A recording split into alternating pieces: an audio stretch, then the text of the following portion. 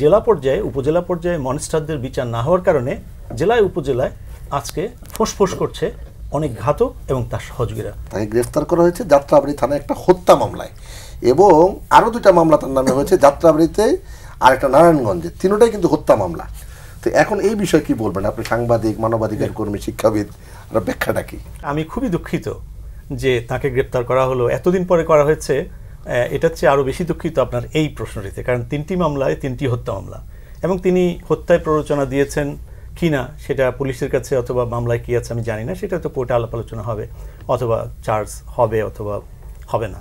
কিন্তু তিনি যে অপরাধটি করেছেন, আমি শ্রদ্ধেয় সাংবাদিক শফিক রহমান সাহেবের ভাষায় যদি বলি, আমি ওনাকে জিজ্ঞেস করেছিলাম খায়রুল হক সাহেব যা করেছেন তাকে কি বলা যায়, বলে একটা বিশেষণ দেওয়া যায়। উনি তো খুব ভেবে বলেন জায়েদিনের মতো করে, বলেন যে ওনার নামটা বিকৃত করা ঠিক না, কিন্তু যেহেতু কাজগুলো করেছেন নামটা দিয়ে ওনাকে চিহ্নিত করা যায় যে খাই ত্রাণ দেই রুল, খাইরুল, ইয়েস। ওনার একাধিক বাড়ি ছিল, এবং উনি খুবই অবস্থাপন্ন একজন আইনজীবী, এবং উনি মোটেই মানে পভার্টি। এক সেকেন্ড একটু ইন্টারাপ্ট করি, উনি আইন কমিশনের প্রধান বিচারপতি পদমর্যাদায় উপর্যুপরি নিযুক্ত হয়েছেন, এটার পুরস্কার হিসেবে। হ্যাঁ, পুরস্কার শুধু উনিই নন, ওই মামলায় যারা পক্ষে ছিলেন, সরকারের পছন্দসই দিয়েছেন, তারা সকলেই হয়েছেন, এবং বাকিরা এক বা একাধিক সুপারসিডেড হয়েছেন, যারা না বলেছেন, রাখার পক্ষে বলেছেন, রিমেইনের পক্ষে বলেছেন। তত্ত্বাবধায়ক যেটা পারভেজ বলছিলেন যে এটা আনওয়ান্টেড, এটা ঠিক, সংবিধানের সঙ্গে সাংঘর্ষিক, এবং কিউসি মিস্টার কুইন কাউন্সিল, এখন কিং কাউন্সিল, উনি এটা কেন বলেছেন, এটা এক ধরনের কমিটমেন্ট, কারণ কিউসি যারা ছিলেন তাদের প্রত্যেকের বক্তব্য বিভিন্ন বইয়ে এবং বিভিন্ন জায়গায় প্রকাশিত হয়েছে।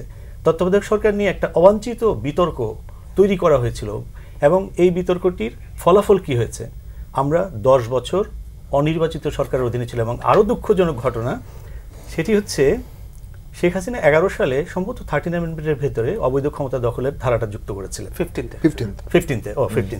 আচ্ছা, 15তে তিনি কিন্তু অনেকে বলেন উনি অবৈধ ক্ষমতা দখলের, প্রতিরক্ষা বাহিনীর ক্ষমতা দখলের রাস্তাটা বন্ধ করতে চেয়েছিলেন। প্রতিরক্ষা শব্দটি কিন্তু সেখানে নাই। এখন এটা কিন্তু সকলের জন্য প্রযোজ্য, কারা যিনি অবৈধ ক্ষমতা দখল করে বসে থাকবেন এবং তাকে সহযোগিতা করবেন। এখানে enough reasonable ground to believe, enough more than 10 cause আছে যে ইনি মিস্টার ভালো শিক্ষক, মিস্টার ভালো আইনজীবী, তিনি বাংলাদেশকে এই জাহান্নাম বানানোর ক্ষেত্রে তিনি কার্যকর ভূমিকা রেখেছেন। এবং এই আইনেই যদি একটা মামলা হতো, আমি আজকে বুঝতাম যে আমরা আইনের শাসনের কথা ভাবছি, এবং আমাদের আইন মন্ত্রণালয়, আমাদের পুলিশ মন্ত্রণালয়, তারা আসলে আইন নিয়ে ভাবছেন। আমার মনে হয় এই ধরনের ব্যাপারগুলো, যে হত্যা মামলা ইত্যাদি ইত্যাদি, এগুলো হত্যা মামলা উনি শহীদ হয়েছেন, তাদের সঙ্গে এক ধরনের অন্যরকম ব্যবহার হয়ে যায় আর কি। আর দ্বিতীয়ত হচ্ছে যে আসলে বিচার বিভাগের স্বাধীনতা, এটা সেটা নিয়ে অনেক কথা বলেন, তিনি একজন ভালো, এটা সেটা ইত্যাদি। আমি পাঠ্যবিভাগকে মিন করে বলছি না, সত্যিকার অর্থে কে কি ভালো খারাপ, হিটলার তো নির্বাচিত হয়ে একেবারে ক্ষতবিক্ষত একটা জার্মান জাতিকে ইউনাইটেড করতে এসেছিলেন। তারপরে সেই নির্বাচিত মানুষটাকে কারা মনস্টার তৈরি করলো, মনস্টার হিসাবে। এইরকম অসংখ্য খায়রুল পাওয়া যাবে সেকেন্ড ওয়ার্ল্ড ওয়ারের আগে, এবং তাদের মধ্যে কত বাঘা জেনারেল দেখুন। জার্মান সেনাবাহিনীতে সুপারস্টার জেনারেলরা ছিল, এবং তারা অত্যন্ত জ্ঞানী, পিএইচডি তাদের অনেক উচ্চশিক্ষিত।